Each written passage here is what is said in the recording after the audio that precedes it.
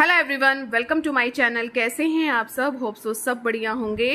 तो गाइस, आज हम बात करेंगे BA second year third semester की, जो कि है आपके हिस्ट्री सब्जेक्ट से रिलेटेड। हमारा चैप्टर नंबर 2 चल रहा है, शेर शाह सूरी एवं उसका प्रशासन। इसकी जो है 3 पार्ट्स ऑलरेडी अपलोड हो चुके हैं। तो आज बारी है आपके 4th पार्ट की, तो वीडियो के एंड तक बने रहें। इससे पहले कि मैं आपको ये बताऊं कि 4th पार्ट में क्या करेंगे आज हम, लेकिन उससे पहले हम ये देखेंगे कि 3 पार्ट्स में हो क्या गया है, अगर आज आप चैनल से नहीं जुड़े हैं तो फर्स्ट पार्ट में मैंने आपको शेर शाह सूरी के बारे में थोड़ा बताया था कि कितने साल तक उसने शासन किया था, उसका जन्म कहाँ हुआ, बचपन का क्या नाम था, पिता का क्या नाम था, किस युद्ध में किसके साथ उसने साथ दिया, किस में उसकी हार हुई जीत हुई, ये सब मैंने आपको बताया। पार्ट 2 में मैंने आपको चुनार के किलेदार के बारे में बताया। ताज कहाँ था, उसकी विधवा लाड मल्लिका से उसका विवाह हुआ था, कैसे उसको चुनार का किला मिला, देहरिया के युद्ध के बारे में बताया, चौसा के युद्ध के बारे में बताया, कन्नौज का युद्ध बताया जो कि उसने हुमायूं को हरा दिया था 1540 में, और इसी तरह जो है 1540 में उसने अफगान साम्राज्य की स्थापना कर ली थी। इसके बाद हम आगे बढ़ते गए और लास्ट हमने जो खत्म किया था पार्ट 2 को, वो किया था मालवा पर उसने किस तरह आक्रमण किया था। पार्ट 3 की अगर हम बात करें तो उसमें मैंने आपको जो है बताया था 1543 से तो कैसे उसने रायसीन पर आक्रमण किया था और पूरनमल उसका राजा था, और उसके साथ उसने विश्वासघात किया और जो है वहाँ की औरतों ने जोहर किया। और 1545 में जो है लास्ट में आते आते हमने पढ़ा कि कीरत सिंह पर जो है आपका कालिंजर का था, उस पर उसने आक्रमण किया। ठीक है, तो ये सब आपको मैंने पिछली वीडियोस में सब कुछ करवा दिया है। और जो शेर शाह कालीन का जो प्रशासन है उसके बारे में सिर्फ मैंने आपको इतना ही बताया था कि ये अकबर का पूर्वगामी माना जाता है, यानी अकबर ने इसको क्या किया था, फॉलो किया था। ठीक है, और केंद्रीय प्रशासन के बारे में मैंने आपको थोड़ा बहुत बताया था। तो आज जो हम बात करेंगे वो करेंगे हम मंत्रियों की। ये रहेगा आज का पार्ट 4। तो वीडियो के एंड तक आप बिल्कुल बने रहेंगे। वीडियो को मैक्सिमम लाइक शेयर सब्सक्राइब आप जरूर करेंगे। तो चलिए वीडियो को स्टार्ट करते हैं। देखिए, जो मंत्री हैं उनको जो है 4 भाग में जो है विभाजित किया गया था शेर शाह सूरी के द्वारा। जो पहला मंत्री था वो था दीवाने वजारत। ये नाम जो है आपको याद रखने हैं और उनके काम भी जो है आपको याद रखने हैं। तो दीवाने वजारत मतलब वजीर, ये लगान और अर्थव्यवस्था का क्या था, ये प्रधान था, और आय व्यय की ये देखभाल करता था। जो ये दीवाने वजारत था जो अपॉइंट किया जाता था शेर शाह सूरी के द्वारा, तो ये क्या काम करता था, लगान का और अर्थव्यवस्था का करता था। आय व्यय की जितनी भी है जो आपका राज्य था शेर शाह सूरी का, उसका आय व्यय का जितना भी ब्यौरा था ये इसके हाथ में होता था, उसकी ये देखभाल करता था। और जो भी इसके अंडर जो मंत्रीगण थे उनकी जितने भी कार्य हैं तो उसकी भी ये देखभाल करता था। तो ये काम जो था वो था आपके दीवाने वजारत का। आगे बढ़ते हैं। सेकंड है आपका दीवाने आरीज। इसका क्या काम है वो देख लेते हैं। ये सेना का संगठन करता था, ये भर्तियां करता था, सैनिकों की भर्ती करता था, रसद भी करता था। तो ये था आपका दीवाने आरीज, सिर्फ इसका इतना ही काम था। नेक्स्ट है आपका दीवाने रसालत।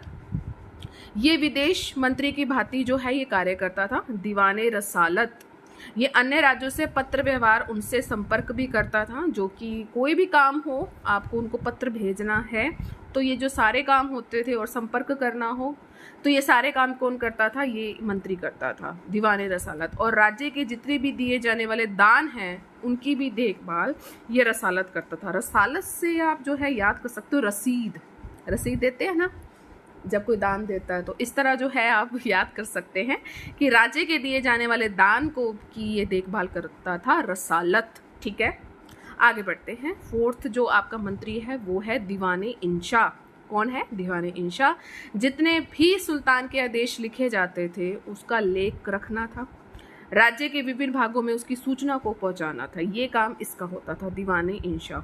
ये 4 तो जो मंत्री हैं मैंने आपको बताया है, ये तो प्रमुख थे। 2 और हैं वो भी आपको याद रखने हैं। एक तो है दीवाने काजी। जो ये दीवाने काजी था ये न्याय करता था।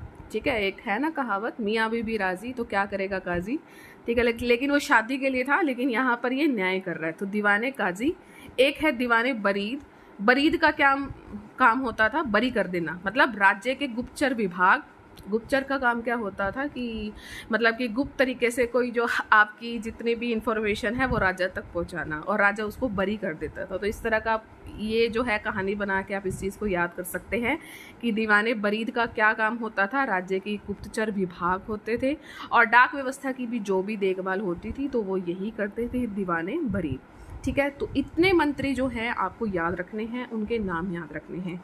अब बात करेंगे हम प्रांतीय शासन की। शेरशाह सूरी ने जो है अपने संपूर्ण साम्राज्य को जो था 47 सरकारों में विभाजित किया हुआ था। ये चीज़ आपको याद रखनी है।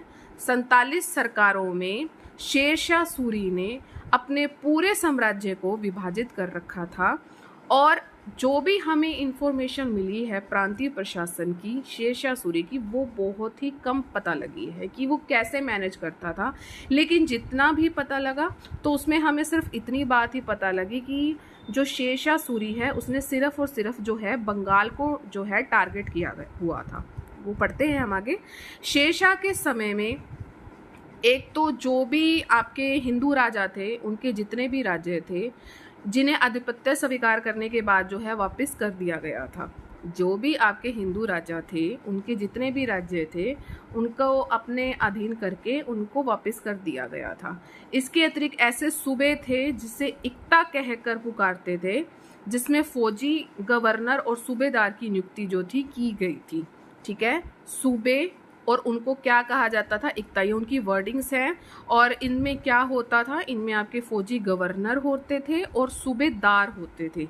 ठीक है, इनकी नियुक्ति करते थे ये। और शेरशाह ने बंगाल सूबे के लिए, ठीक है, एक अलग प्रकार की व्यवस्था की थी और संपूर्ण सूबे को उसने 19 सरकारों में बांट दिया गया था। मैंने आपको जो है प्रांतीय सरकार का बताया वो तो 47 था, यहाँ अकेले ही जो है संपूर्ण सूबे को 19 सरकारों में बांट दिया गया था। ये सिर्फ और सिर्फ बंगाल की बात हो रही है। ठीक है, तो इतनी चीज़ जो है आपको याद रखनी है। शेरशाह ने बंगाल सूबे के लिए एक अलग जो है प्रकार की व्यवस्था की थी और संपूर्ण सूबे को उसने 19 सरकारों में बांट दिया गया था। और जो प्रत्येक सरकार थी, यानी कि जो ये 19 सरकारें थी, इन सबको एक सैनिक अधिकारी दे रखा था जिसे हम कहते थे शिकदार। क्या कहते थे? शिकदार। उसके नियंत्रण में जो है छोड़ दिया गया था और उसकी सहायता के लिए एक असैनिक अधिकारी भी साथ में होता था जिसे हम कहते थे अमीर ए बंगाल। इसकी नियुक्ति होती थी, क्योंकि अगर हम बंगाल सूबे की बात कर रहे हैं तो जो है आप कह सकते हो बंगाल में बहुत ज़्यादा अमीर हैं जो कि असैनिक अधिकारी हैं, तो अमीर ए बंगाल की नियुक्ति की जाती थी। और जो सैनिक अधिकारी था उसको हम शिकदार कहते थे। और इसके साथ जो अगर काम करवाना है और उसके साथ हेल्प करवानी है तो अमीर ए बंगाल की नियुक्ति होती थी। ठीक है, सिर्फ आपको इतनी बात ही ध्यान रखनी है। देखिए, मैंने आपको जो है ये बताया है, कंफ्यूज नहीं होना है कि सूबे थे जिन्हें आप इक्ता कहकर पुकारा गया था। सूबे थे, इक्ता कहकर पुकारा गया, क्योंकि प्रांतीय प्रशासन के बारे में इतनी जानकारी हमें नहीं मिलती है और मैंने सिर्फ आपसे बंगाल सूबे की ही बात करी है। ठीक है, यह प्रबंध विद्रोह की आशंका को समाप्त करने के लिए किया गया था। ठीक है, जितना भी ये प्रबंध आपको दिख रहा है बंगाल में, जैसे एक सैनिक अधिकारी है, सैनिक अधिकारी है, उसको सरकारों में बांटा गया। विद्रोह को जैसे कहते हैं ना, बड़ा हुआ था उस समय विद्रोह, अगर कह सकते कि आशंका भी थी। ठीक है, आशंका को समाप्त करने के लिए और अगर जब बड़ा हुआ है तो ये व्यवस्था की गई थी कि ना ये जो चीज़ है ना ये थम जाए। अगर उस टाइम तो थी, जैसे आपको पता है कि जो टाइम पीरियड है वो है 1540 से 1545 का शेरशाह सूरी का। ठीक है, और जो शेरशाह की प्रांतीय व्यवस्था का जो आदर्श था वो सिर्फ बंगाल था। जो टारगेट किया गया था ना, जितना भी पता लगा है बुक्स में, वो सिर्फ और सिर्फ जो टारगेट किया गया है वो बंगाल को किया गया है। और इसकी जो प्रांतीय प्रशासन की जानकारी इतनी हमें बुक्स में नहीं मिलती है। ठीक है, तो आज के लिए सिर्फ इतना ही। तो कैसा लगा ये सेशन? मुझे उम्मीद है ये अच्छा लगा होगा। अगर अच्छा लगा है तो प्लीज़ आप लाइक ज़रूर करके जाइए। जितने भी आप देखते हैं शेयर मैक्सिमम करें आपके एजुकेशनल ग्रुप्स में। और जो बच्चे बीए कर रहे हैं, हिस्ट्री उनका सब्जेक्ट है, सेकेंड ईयर में हैं, तो प्लीज़ उनसे भी ज़्यादा मैक्सिमम शेयर कीजिए। चैनल को सब्सक्राइब ज़रूर कीजिए। सब्सक्राइब का आपने रेड बटन उसे ज़रूर प्रेस करना है और ऑल पर आपने ज़रूर क्लिक करना है, ताकि चैनल पर जितनी भी वीडियोज़ आएँ उसकी नोटिफिकेशन आपको टाइम टू टाइम मिलती रहे। साथ में मैं आपको ये कहना चाहूँगी कि अब जो है आपके फर्स्ट सेम की जो भी क्लासेस हैं वो अल्टरनेट डेज पे आपको मिलनी शुरू हो जाएंगी। ठीक है, अभी थोड़ा मैंने 3 दिन के लिए स्किप कर दिया था क्योंकि मैं इनको टारगेट कर रही थी थर्ड सेम को।